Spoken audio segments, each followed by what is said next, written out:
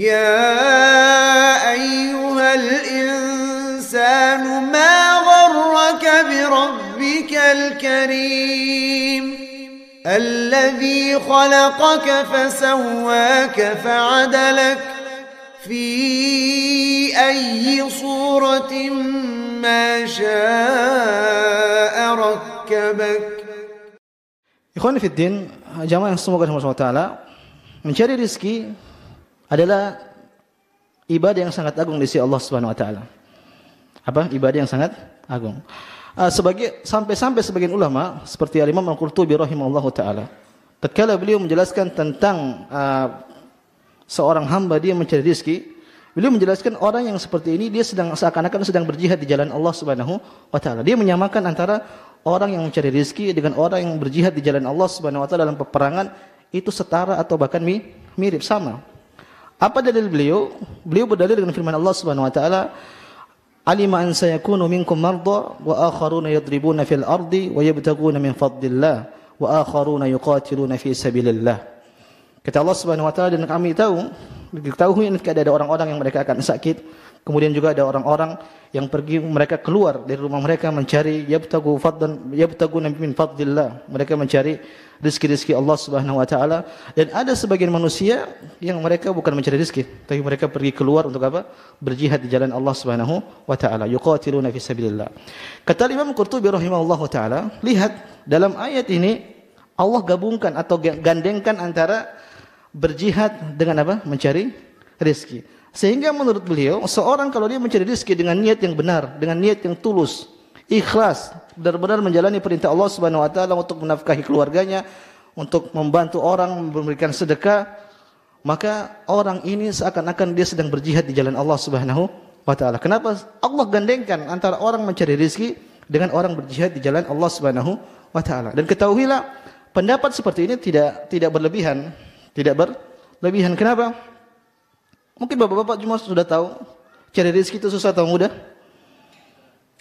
Susah gampang. Sulit. Artinya apa? Banyak gangguan tatkala kita mencari rezeki. Kita bisa digoda dengan hal-hal yang haram. Kalau kita tidak kuat, kita akan terjatuh dalam keharaman tersebut. Makanya ada orang mengatakan, jangankan yang halal, yang haram aja susah. Ada pernah dengar kata-kata seperti itu? Yang benar tidak. Yang halal itu sebenarnya mudah. Intinya saya ingin gambarkan bahwasanya tatkala seorang itu dia mencari rezeki, ini berat. Dia harus cari dengan cara yang halal, kemudian dia harus nanti keluarkan juga dengan perkara yang benar di jalan Allah Subhanahu wa taala. Oleh karenanya kata Nabi SAW, la tazulu qadama 'abdin hatta yus'al al-arba'. Seorang hamba itu kakinya tidak akan bergeser pada hari kiamat sampai dia ditanya tentang 4 perkara. Di antara pertanyaan tersebut nanti kata Nabi SAW, an malihi min aina iktasabu wa fima anfaqa. Kata Nabi SAW, dia akan ditanya tentang hartanya, dari mana dia dapatkan dan untuk apa dia habiskan. Maka tatkala seorang dia mencari rezeki, dia akan mendapatkan godaan-godaan yang sangat besar, maka pantaslah dijelaskan oleh Imam Qurtubi rahimahullahu taala bahwasanya seorang tatkala dia mencari rezeki seakan-akan dia sedang berjihad di jalan Allah Subhanahu wa taala. Kenapa? Gangguannya sangat banyak. Ikhwan fiddin, Bapak Ibu yang semoga dirahmati Allah Subhanahu wa taala, kita belajar bagaimana konsep rizki dalam agama Islam. Konsep pertama dijelaskan oleh para ulama bahwasanya rizki manusia itu sudah dicatat oleh Allah Subhanahu wa taala. Saya ulang, rizki manusia telah dicatatkan oleh Allah Subhanahu wa taala. Artinya apa? Rizki itu tidak akan berkurang dan tidak akan bertambah. Sudah ditetapkan oleh Allah Subhanahu wa taala. Dalam hadis disebutkan bahwasanya awwalu ma khalaqallahu al-qalam. Yang pertama kali diciptakan oleh Allah Subhanahu wa taala itu pena. Tatkala pena diciptakan, maka pena pun bertanya kepada Allah. Allah mengatakan kepada pena, "Uktub, wahai pena, kau tulis." Kata pena, "Famada aktub?" Apa yang saya tulis? Maka kata Allah Subhanahu wa taala, "Uktub maqadira kulli syai'in hatta yaumal qiyamah." Tulis segala hal dari awal penciptaan sampai hari kiamat. Maka para ulama berdalil dengan hadis ini bahwasanya semua segala hal yang terjadi di atas muka bumi ini berarti sudah dicatat di Lauhil Mahfuz. Rufi'atil aqlam wa jaffatis suhuf. Pena sudah diangkat dan catatan lembaran sudah kering. Dan termasuk yang dicatat dalam hal tersebut apa? Rizki manusia. Maka kaidah pertama yang harus kita pahami, kita konsep dalam Islam bahwa rizki sudah dicatat oleh Allah Subhanahu wa taala. Maka mengakibatkan rizki itu tidak akan bisa berubah. Dia sudah tetap di Lauhil Mahfuz. Oleh karenanya, ikhwan fillah yang semoga bermanfaat wa taala, para ulama tatkala mereka menjelaskan tentang rizki, maka mereka juga samakan dengan apa seorang yang meninggal, apa ajal. Tatkala rizki sudah ditetapkan, maka ajal pun juga ditetapkan. Jadi sama antara ajal dengan rizki. Kita yakin kita ini bakal mati. Maka seharusnya kita juga yakin bahwasanya Allah berikan rizki kepada kita. Oke, dalam hadis Nabi SAW pernah mengatakan, Ya ayuhan nas ittaqullaha wa ajmilu fit talab. Wahai sekalian manusia, bertakwalah kalian kepada Allah Subhanahu wa taala dan cari harta dengan cara yang baik. Fa innan nafsa lan tamuta hatta tastawfiya rizqaha. Sesungguhnya seorang jiwa, setiap manusia, dia tidak bakal wafat, tidak akan meninggal sampai rezekinya semua terpenuhi. Karena ada kisah seorang, dijelaskan oleh seorang ulama, dia sedang berjalan, kemudian ada sumur. Ternyata dia tidak kenapa-kenapa. Kemudian ada orang tolong bantu dia. Diangkatlah orang tersebut naik, kemudian orang yang bantu ini ngasih dia susu. Kemudian dia minum susunya. Kemudian orang yang bantu tanya, tadi kok kenapa sampai kok bisa jatuh di sini? Kemudian dia mau praktekkan, tadi saya begini, kemudian dia kepleset lagi jatuh terus meninggal. Yang kedua kali dia meninggal. Kata para ulama, lihat, dia harusnya meninggal tadi yang jatuh pertama, tapi masih ada rezekinya di atas tadi, masih ada susu yang dia harus minum, sehingga dia naik lagi, dia minum susunya, baru dia meninggal. Artinya rizki pasti dia akan dapatkan seluruh rizkinya, baru dia meninggal. Fa inna nafsan lan tamuta hatta tastawfiya rizqaha. Kata Nabi SAW, setiap jiwa dia tidak akan meninggal sampai rizkinya semua sudah tercapai. Maka Nabi pun mengatakan, fattaqullaha wa ajmilu fit talab. Bertakwalah kalian kepada Allah Subhanahu wa taala dan cari harta dengan cara yang baik. Bagaimana cara-cara yang baik? Kata Nabi sallallahu alaihi wasallam, khudhu ma halal wa da'u ma haram. Ambil yang halal dan tinggalkan yang haram. Maka ikhwan fillah, ini konsep pertama. Bahwasanya rizki sudah dicatatkan oleh Allah Subhanahu wa taala.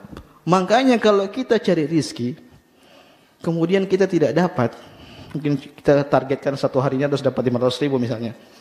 Ternyata cuma dapat 20.000. Jauh ya. Sudah jangan marah sama Allah Subhanahu wa taala. Husnudzon ini sudah dicatatkan di Lauhil Mahfuz seperti ini, hari ini saya cuma dapat segini.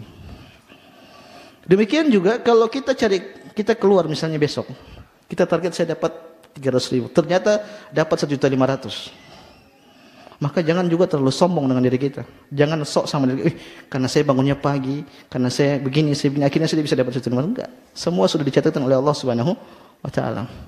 Inilah kegunaan kita beriman kepada takdir Allah Subhanahu wa taala. Likai la ta'sau ala ma fatakum wa ma tafrahu, likai la ta'sau ala ma fatakum wa la tafrahu bima atakum. Kata Allah Subhanahu wa taala, agar kalian tidak terlalu bersedih dengan apa yang hilang dari kalian, wala tafrahu bima atakum, dan kalian tidak terlalu senang, tidak terlalu bangga dengan apa yang kalian dapatkan. Kenapa? Semua sudah dicatatkan rapi di Lauhil Mahfuz.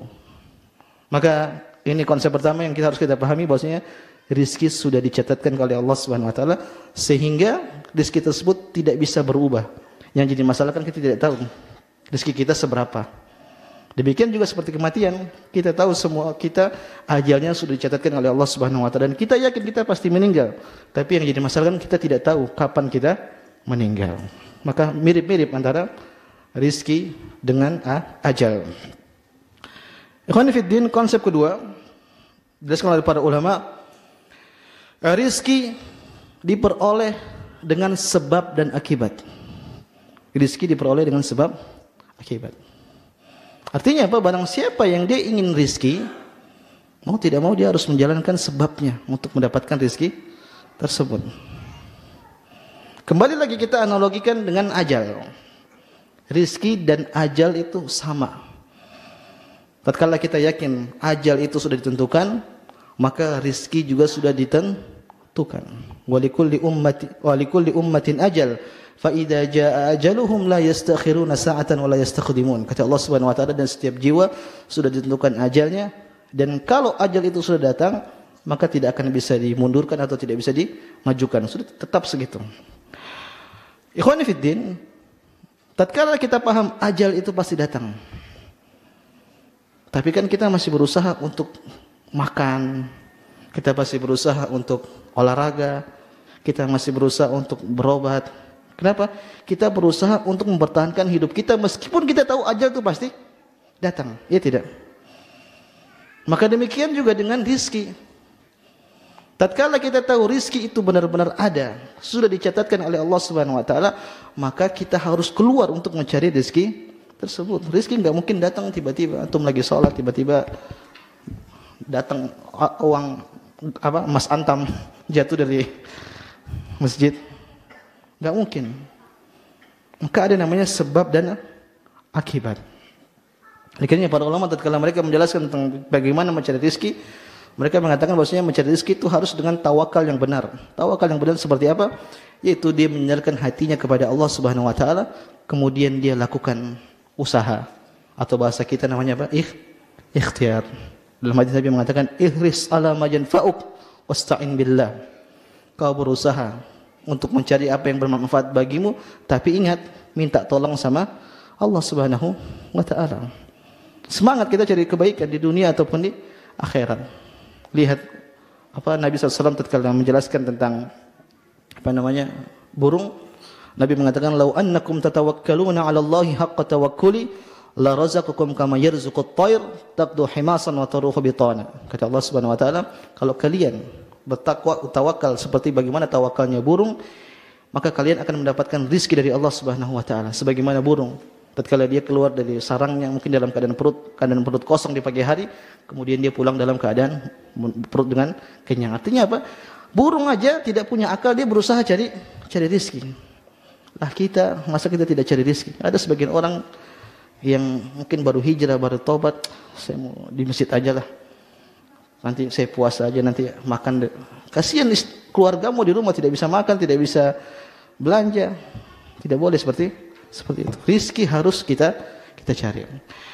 Ikhwan fiddin, namun harus ada catatan. Tatkala kita paham rizki itu adalah sebab akibat harus dicari kan. Tapi ada catatan penting dari kata para ulama, yaitu usaha bukan penentu rizki secara mutlak. Usaha bukan penentu rizki secara mutlak. Betapa sering hasil itu tidak sebanding dengan usaha. Ya tidak? Mungkin bapak-bapak semua rasakan. Terkadang kita bersusah payah, bersungguh-sungguh, tapi ternyata yang kita dapatnya tidak sesuai dengan ekspektasi kita. Sebaliknya terkadang kita usahanya biasa-biasa aja, yang penting kita cari harta. Ternyata yang kita dapatkan di luar ekspektasi kita, artinya besar di sisi besar rezeki yang Allah berikan kepada kita. Kenapa seperti ini? Kata para ulama, agar kita sadar bahwasanya yang memberikan rezeki itu satu-satunya siapa? Allah Subhanahu wa taala. Makanya rezeki itu tidak sebanding dengan IQ seorang. Kalau rezeki sebanding dengan IQ seorang, harusnya orang-orang pintar itu orang-orang kaya. Tapi sayang kita lihat betapa banyak orang cerdas IQ-nya tinggi, miskin. Sebaliknya ada orang mungkin cuma lulus SD, lulus SMP, kaya raya. Ya tidak? Berarti rezeki itu bukan sebab akibat secara mutlak. Tapi tatkala kita tidak tahu rezeki kita seberapa, maka yang bisa kita lakukan hanyalah berikhtiar dengan mencari rezeki. Dikiranya ikhwan fillah jamaah semua dalam ayat Allah mengatakan Allah memerintahkan kita untuk mencari rezeki. Famshu fi manakibiha wa kulu mir rizqih. Kata Allah Subhanahu wa taala, pergilah kalian di penjuru-penjuru dunia wa kulu mir rizqih, dan makanlah dari rezeki Allah Subhanahu wa ta'ala. Maka ikhwan fillah jamaah subhanahu wa ta'ala, ini konsep kedua, bahwasanya rizki diperoleh dengan sebab dan akibat. Lihat para sahabat juga dulu mereka pun kerja cari harta. Konsep ketiga yang harus kita pahami dalam memahami rizki Allah Subhanahu wa ta'ala, yaitu rizki tidak terbatas dengan harta. Rizki tidak terbatas hanya harta dan harta. Tidak. Tapi rizki lebih luas daripada itu. Tatkala kita bisa duduk di majelis seperti ini rizki dari Allah Subhanahu wa taala. Tatkala kita bisa melihat, kita bisa mendengar, kita masih bisa nongkrong, kita masih bisa minum, masih bisa makan enak. Ini semua rizki dari Allah Subhanahu wa taala. Betapa banyak orang tidak diberikan kesehatan. Berarti kesehatan itu rizki dari Allah Subhanahu wa taala.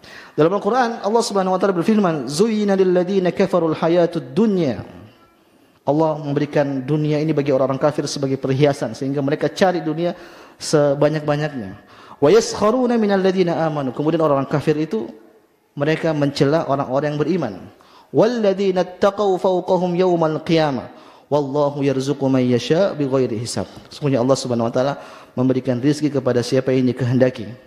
Dalam ayat ini Allah Subhanahu wa taala menjelaskan bahwasanya Allah berikan rezeki kepada orang-orang kafir dan juga kepada orang-orang mukmin. Saya bacakan perkataan Sa'di rahimahullahu taala supaya kita paham tentang rezeki berdasarkan konteks ayat tadi. Saya ulang, Allah mengatakan sesungguhnya Allah Subhanahu wa taala menjadikan orang-orang kafir itu dunia sebagai perhiasan mereka sehingga mereka berusaha untuk cari dunia sebanyak-banyaknya. Kemudian setelah mereka dapat rezeki sebanyak-banyaknya, dunia sebanyak-banyaknya, mereka mencela orang-orang yang beriman. Dan di akhirat Allah mengatakan Allah memberikan rezeki kepada siapa-siapa yang dia kehendaknya. As-Sa'di mengatakan farizqud dunyawi yahsulu lil mu'min wal kafir. Sa'di mengatakan bahwasanya rezeki di dunia itu bisa didapatkan oleh orang-orang kafir dan juga orang-orang mukmin. Berarti orang kafir juga diberikan rezeki oleh Allah Subhanahu wa taala. Wa amma rizqul qulub min al-ilmi wal iman wa mahabbatillahi wa khashyati wa raja'ihi wa nahwi dzalik fala yu'tiha illa man yuhib. Kata Sa'di rahimahullahu taala, adapun rizki hati berupa ilmu, berupa keimanan, berupa kecintaan kepada Allah Subhanahu wa taala, takut kepada Allah Subhanahu wa taala, berharap kepada Allah Subhanahu wa taala dan selainnya, fala yu'tiha illa man yuhib. Maka Allah tidak akan berikan kecuali kepada orang yang Allah cintai. Artinya di sini ikhwan, semoga dirahmati Allah Subhanahu wa taala, seakan-akan Sa'di menjelaskan bahwasanya keimanan, kita takut sama Allah, kita berharap sama Allah, ini adalah rizki dari Allah Subhanahu wa taala. Jadi rezeki tidak hanya dunia tok. Padahal keimanan juga itu termasuk rezeki dari Allah Subhanahu wa taala. Dan rezeki di dunia juga banyak. Kita enggak usah dulu bicara tentang rezeki akhirat. Rezeki berkaitan dengan amalan saleh kita. Rezeki dunia selain harta misalnya apa? Dalam hadis Nabi mengatakan ad-dunya mata. Dunia itu apa? Perhiasan. Wa khairu mata'id dunya apa? Al-mar'atus salihah. Dan sebaik-baik perhiasan dunia itu apa? Istri yang solehah. Ikhwan, kita kalau punya istri solehah, kita sedang dapat rezeki yang sangat besar dari sisi Allah Subhanahu wa taala.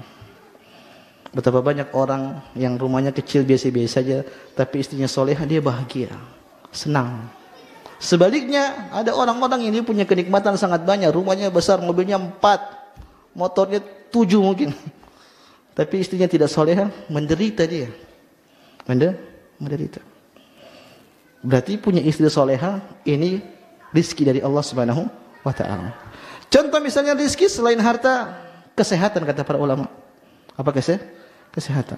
Bahkan disebutkan bahwasanya kesehatan itu adalah mahkota yang dipakai oleh seseorang yang mahkota tersebut tidak dilihat kecuali bagi orang yang sedang sakit. Jadi ikhwan bapak-bapak di sini semua sekarang lagi pakai mahkota. Cuman saya tidak bisa lihat karena kita semua sehat. Yang bisa melihat mahkota tersebut siapa? Orang yang sedang sakit. Dia pengen saya bisa seperti itu. Kalian bisa datang ke masjid, bisa ngaji, saya enggak bisa. Tidak diberikan kesehatan oleh Allah Subhanahu wa taala. Maka kesehatan pun adalah rezeki dari Allah Subhanahu wa taala. Maka Nabi pernah mengatakan man asbaha aminan fi sirbihi wa mu'afan fi jasadi inda ta'ami yaumihi indahu ta'amu yaumihi faka'annama hizat lahu dunya. Kata Nabi sallallahu barang siapa yang diberikan keamanan di rumahnya, kemudian mu'afan fi jasadi, kemudian diberikan kesehatan dalam tubuhnya, indahu ta'amu yaumihi, dia punya makan untuk hari tersebut, faka'annama hizat lahu dunya, maka seakan-akan dia sudah diberikan dunia seisinya. Enggak usah jauh-jauh lah, repot-repot lah.